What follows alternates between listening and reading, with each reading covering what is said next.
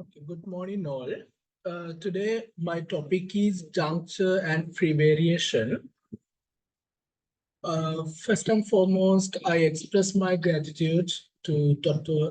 Niruba Jayasundara, Senior Lecturer in Linguistics, Trincomalee campus. Okay, let's move to our topic, juncture and free variation. So, through this presentation, I hope to discuss with you. Next slide.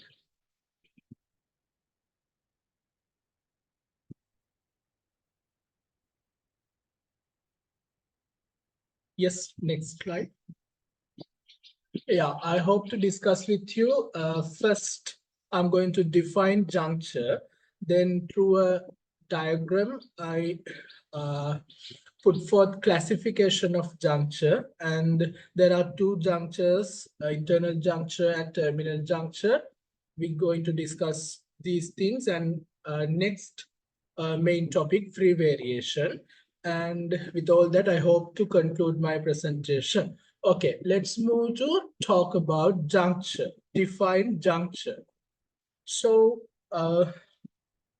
here I quote the relationship between one sound and the sounds that immediately precede and follow it. That about this about phonetic phenomenon. When the articulation of a sound is influenced by its neighboring sounds. Actually, this highlights the importance of co-articulation, where sounds are not produced in isolation, but rather in a continuous flow. Here, the example ice cream. You can identify ice cream and ice cream, which is the phonetic transcription. There's a juncture. We can determine what kind of juncture later, but this is the basic definition for juncture.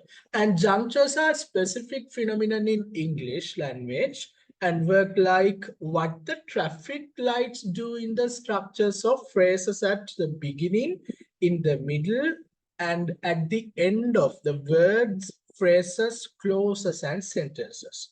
We can identify these the juncture in words, phrases, clauses, and sentences, and they indicate both pauses and continuation of the continuation in the flow of the speech in between or among the utterances, some of which can be the cause of misperceptions and misunderstandings when pronouncing some words. This the place in this juncture is very important to identify, to comprehend that words to listeners. So move to the next slide.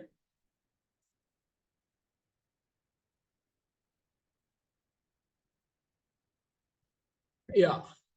Junctures belong to rather to the level of phonology for the prosodic features of stress, pitch, and duration automatically take care of it. That means junctures are phonological segment, but sometimes, especially in terminal junctures, it can be considered as a prosodic. That means suprasegmental phonemic. And junctures called as pauses. It's synonymous to pauses.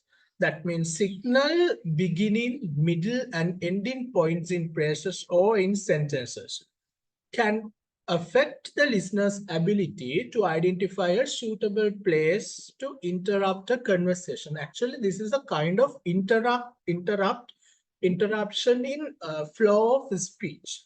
And junctures change the meaning of utterances. Therefore, they are accepted as phonemes in English. I said it can be accepted as a suprasegmental element, and as well it can be accepted as a phoneme in English, because they have an ability to change the meaning of utterances. And finally, the term juncture distinguishes word boundaries and is represented by the plus symbol. When we are providing phonetic transcriptions of which junctures, we can represent using this plus symbol. Okay, move to the next slide. Okay, through this diagram, we can identify the classification of juncture. Basically, we can divide junctures into two, called internal juncture and terminal junctures. There are two aspects in under internal juncture called open internal juncture and closed internal juncture. And terminal junctures we can divide into three: falling terminal juncture, rising terminal juncture, and level terminal juncture. So when proceeding the presentation, we can discuss about these aspects in juncture. Okay, let's move to talk about internal junctures. Next slide. Okay, under internal juncture, first one is open juncture. The first point, open internal juncture refers to a clear pause or gap between sounds within or between words, indicating a boundary. Within sounds or between words, we can be seen this open juncture. For example, the given example, ice cream versus ice cream. Here, ice cream has an open internal juncture between I and screen. And ice cream, there's no open internal juncture, but there's a closed internal juncture. So this type of junctures help to prevent confusion between similar sounding phrases. When we are speaking, our flow of speaking, when we are producing those sounds, when we are speaking, it's very important to identify these junctures. That is very easy to understand, and it is helps to prevent confusion of listeners. So this is all about open juncture. Then we can move to talk about closed junctures, closed internal junctures. Okay, let's move to this next slide. Okay, close internal juncture. First, let's move to the given example: night rate versus nitrate. Nitrate, clearly we can see there's an open internal juncture, but nitrate, this is a single word, there's no internal pause. That means there's a closed internal juncture. So closed internal juncture refers to a smooth, uninterrupted flow between sounds with no significant pause. And it is used to indicate that the sounds belong together as part of the same word or phrase. So this is all about internal junctures. We divide them into open internal junctures and closed internal junctures. Oh, okay. Now we can move to talk about terminal junctures. Okay, next slide. Okay, before that, there are some examples here. We can identify open junctures and closed junctures. Here, the first example, you can identify the difference which the given phonetic transcription make up. That is a noun. That means the colored substance of face on face to change someone's appearance. That's a noun. Makeup. There's no interruption. That's a close juncture, close internal juncture. But the second example, make up. There's a pause between make and up. That is a verb that means to invent a story or else explanation. So we can clearly observe when we are pronouncing this word definitely, its meaning is changed. So that is how function junctures when we are pronouncing these words. So we move to the next example. Maybe is an adverb.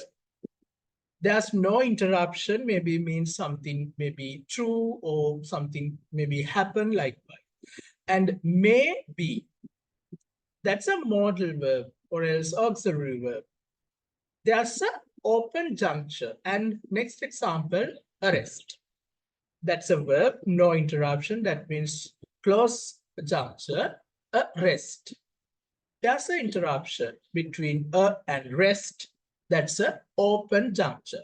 Next, two examples, lighthouse and greenhouse, here illustrated as closed junctures, but we can divide them like light plus house as an open juncture, that the meaning is different from lighthouse, and greenhouse, when we are pronouncing separately, greenhouse, that has another meaning. Here, greenhouse is a closed juncture. That means a glass building in which people grow plants uh, within that house. So I think with these examples, you can clearly identify about open junctures and closed junctures. So next, I hope to provide some more examples to identify this process. Here, first set is about open junctures, and second set is about closed junctures. I explain few examples here. First one, about, a, pause and bout. That's an open juncture, and about. And next one is syntax. There's an interruption between syn and text. That is an open juncture. And syntax, that means sentences. There's no interruption between syn and text. Syntax, that's a closed juncture. Likewise, midwife, witness, sweetheart, a name and aim, under arrest and under arrest. Realize, short train, short rain.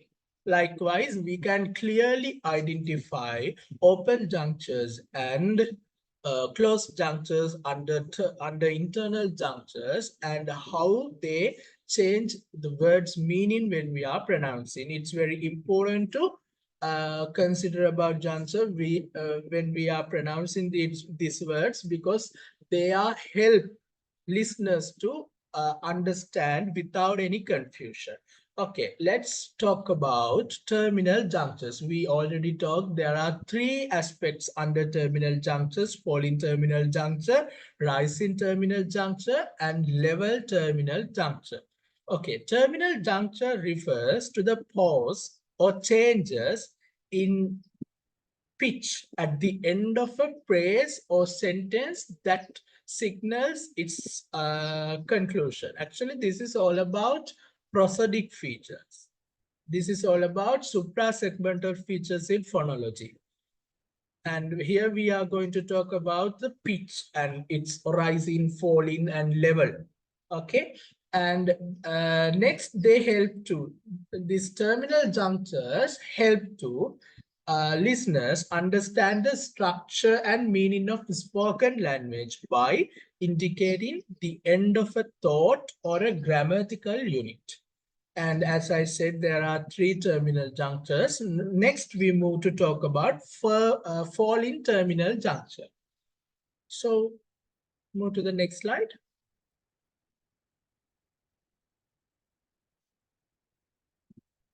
Falling terminal junctures. There are three examples here. And there's a arrow that symbolizes the terminal falling terminal juncture. And actually, this is about the fall of voice, fall of pitch of the voice at the end of the sentence or else phrase. Typically, this indicating a statement or command. Here, first statement. She went to the store. She went to the store. When we clearly observe the pronunciation, when we clearly hear the pronunciation, we can identify there's a falling of speech, falling of pitch at the end of the sentence. She went to the store. And next one, next statement, we had a great time at the park. We had a great time at the park. There's a falling. There's a voice fall at the end of the sentence. And finally, there's a command. Please close the door. Please close the door. That's a falling of pitch of the voice. So this is about falling terminal junctures. Next, Okay, next going to talk about rising terminal juncture. That is falling terminal juncture. That means the fallen of a pitch of voice. This is about rising of the pitch of voice. Okay, this occurs when the pitch of the voice rises at the end of a sentence or phrase, often indicating a question or uncertainty. So when we are expressing our uncertainty or else questioning someone, we can clearly see this rise in terminal juncture at the end of a sentence or phrase. The first example here, are you coming with us? Can we can observe there's a kind of uncertainty. Are you coming with us? Not sure. Okay. Then there's a rising terminal juncture at the end of the sentence. Are you coming with us? And next one, question. Did you finish your homework? Did you finish your homework? There's a rising terminal juncture at the end of the sentence. And finally, that is also a statement about uncertainty. I think it's supposed to rain tomorrow. I think it's supposed to rain tomorrow. So, like I explained, rising terminal juncture is about the rising of pitch of the voice at the end of the sentence or phrase. Okay, next we are going to talk about level terminal junctures. Okay, this level terminal juncture occurs when the pitch of the voice remains level. There's no any fallen, there's no any rising at the end of the sentence or phrase. There's a level. It's like flat and usually indicating the speaker has not yet finished their thought and more is to follow.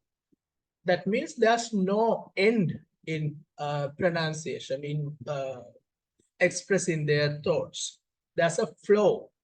And in these times, we use level terminal junctures. So first example, she went to the store and bought some milk bought some milk. Next one, she packed his bags and left the airport. For breakfast, I had eggs, toast, and coffee. Here, with the arrow I illustrated the level terminal juncture here. You can clearly identify there's no any rise or fallen of the pitch of the voice when we are expressing these terms. Actually, this is the symbol of the unfinished thought, expression of unfinished thoughts. Okay, with this, we completed our first part, juncture. So next move to the next big portion of this presentation, free variation. Go to the previous slide.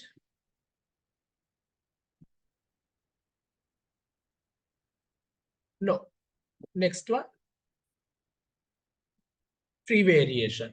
Okay, free variation can be defined when the same speaker produces noticeably different pronunciation of the word cat. Here, cat with exploding and without exploding. Cat and cat. The different realization of the phonemes are said to be in free variation. Actually, there's no any difference in chain, different in meaning, but the pronunciation is slightly different. That is about free variation. Actually, that's a kind of alternative pronunciation of a word or else of a phoneme in a word that doesn't affect word's meaning. Socio-linguistic variables and performance variable are the determining factors of this free variation.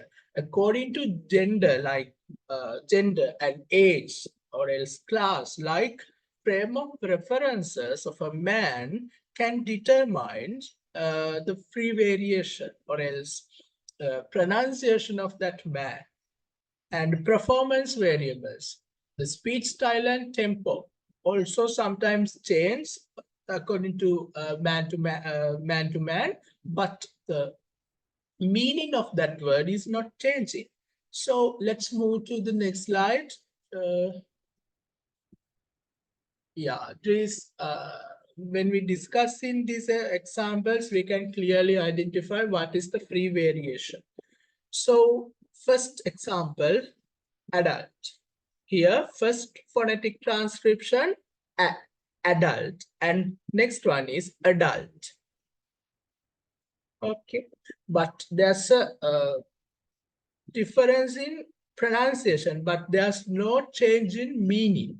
Next example, envelope. First phonetic transcription transcribed as envelope, and the second one is envelope. Envelope. E sound and a sound, but there's no difference in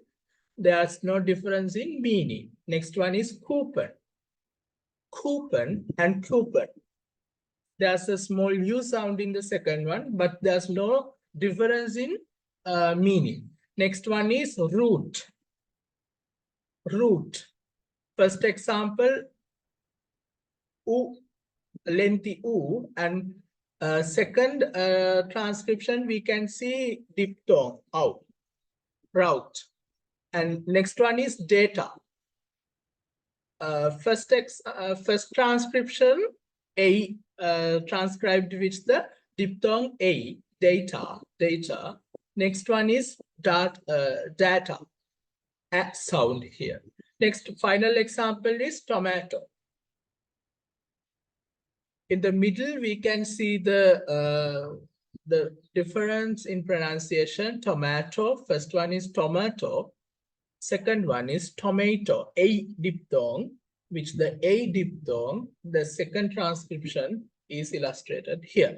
So this is all about free variation. So I'm in the ending of my presentation. Let's move to the next slide. Okay, this just will conclude my presentation and its substances. So juncture is a type of boundary between two phonemes. We divided junctures into two, internal junctures and terminal junctures. Internal junctures into other two aspects, open internal junctures and free close internal junctures. And terminal junctures we divided into three categories: uh, rise in terminal junctures, fall in terminal junctures, and level terminal junctures.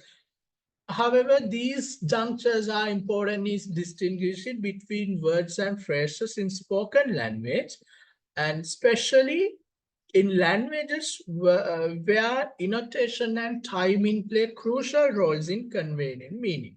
This juncture is very important when we are pronouncing these words. The interruption and uninterruption is important to understand and comprehend the verb exactly. That is not confusing the listeners. So this knowledge is important to uh, give a clear idea to our listeners. And next, free variation is interchangeable relationship between two forms. And free variation illustrates different pronunciation of the same word can coexist in the English language without affecting the meaning. There's no any change in meaning, but pronunciation is changing in free variation. Okay, this is all about junctures, internal junctures and terminal junctures, and free variation. So with this gist, I'm going to conclude my presentation here. Okay, thank you very much for allocating this time for me. Thank you for listening. Thank you.